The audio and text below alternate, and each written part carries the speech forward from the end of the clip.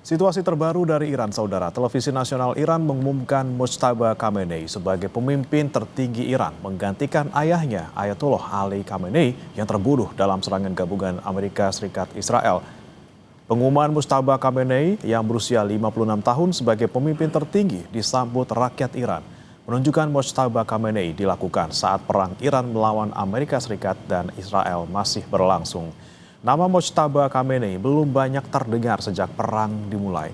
Mojtaba juga belum pernah masuk ke struktur pemerintahan Iran.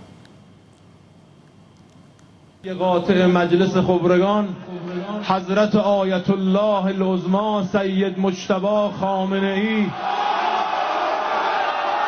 رهبر عزیز ما ولی فقیه ما الله اکبر.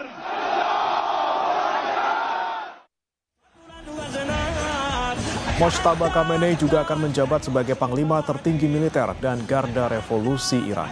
Sebagai Ayatullah, Mojtaba Khamenei juga memiliki wewenang atas kelanjutan pengayaan uranium Iran.